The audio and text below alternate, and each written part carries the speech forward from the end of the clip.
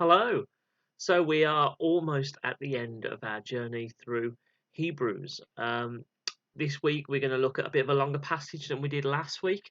Today we're looking at Hebrews 12, verses 18 to 29. I won't read it to you, so please hit pause, go and have a read of it so you know what I'm talking about. Don't just take my word for it, but hit pause, go and have a read. It's Hebrews 12, verses 18 to 29.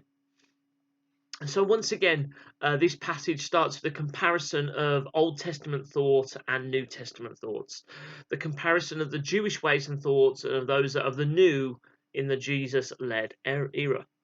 The writers of Hebrews writes about the difference between the approach toward God on the Mount of Sinai, in the Mount of Sinai era with Moses, and compares that to the God of the Mount Zion era with Jesus. Before Jesus, God was seen as distant. On top, God was like seen as this distant God on top of Mount Sinai, with only the selected able to communicate with him. Moses being like the prime example. This was the way that God was before a way was made to him through Jesus Christ. God was distant to all humanity. Only one person could be in God's presence. He was distant from the rest of us. Yet Jesus came and made a way to the Father for all people. And I think we now, 2,000 years later, we take that for granted. But this was groundbreaking. Before Jesus, people didn't have that personal access to God the Father. It's only because of what Jesus did that we can have that personal relationship and access. So Jesus came and he made a way, and he made a way for all people to have access to God. And we now have the opportunity to commune and be in relationship with God. That's amazing. And this is the reason why these scriptures outline that we have a reason for great joy, but we also have a reason for great fear and reverence now more than ever before. We can all have this individual personal relationship with God because of Jesus. That means we get to hear and share in his heart. That means we get to hear and experience his grace and his mercy and his forgiveness. We can be filled and have a daily connection with the love of God. Previous to Jesus, we didn't have that opportunity. This is a reason for us all to have great joy. But on the flip side, we also have the opportunity the opportunity for an individual and a personal relationship with God doesn't just lead us to joy, but it should lead us to fear and reverence as well. Why? Because we have a personal relationship with the God who created the heavens and the earth, the God who is the Alpha and the Omega, the God who is the beginning of all things and the God who is the end of all things, the righteous ruler and judge of all things. And we get a personal relationship with him. I think we need to be reverent as well because of who he is. Having a personal relationship with God is a reason to rejoice, but this relationship is one that must be held with fear and reverence. Yes, God loves us, but he is still God. The writer of Hebrews is reminding these readers who were at the time considering going back to the old Jewish ways that to do so is to turn your back on the opportunity to have an amazing relationship of God because of the way that was made by Jesus Christ.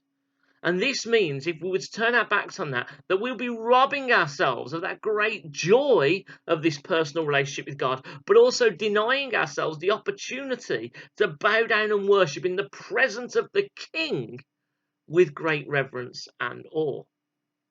These verses remind me of just who I am in my relationship with Jesus Christ. Because he died for my sin, because he rose again, Jesus paid the price and made a way for me to know God personally. And that's the same for you too. But do we actually understand what that means? It means that we have an opportunity for a relationship that can bring us great joy. But it's really precious. Why? Because God is God, and He's not only worthy to be praised, but He is to be feared, revered, honored, and respected.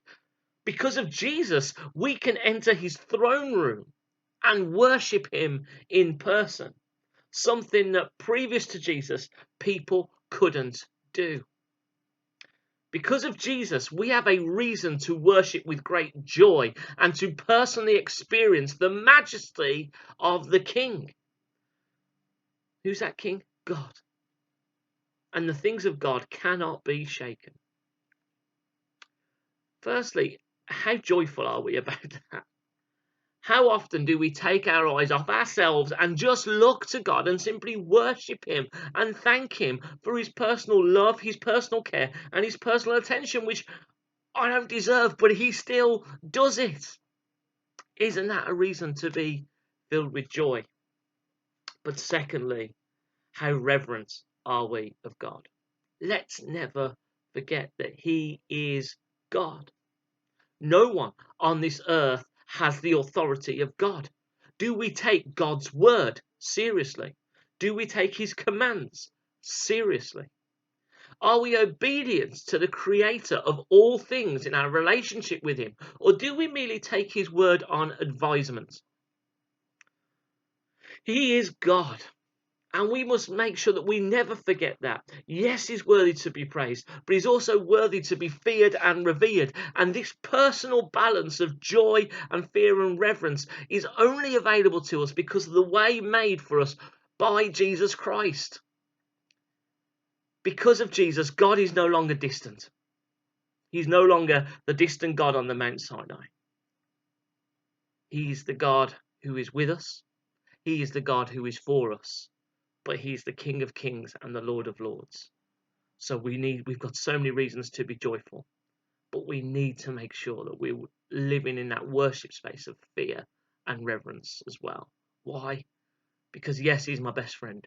Yes, He's my Father, but He's also the King of Kings. He's the Lord of Lords. He's the Alpha and Omega, and He deserves our fear, reverence, honor as well. Do we strive for that balance?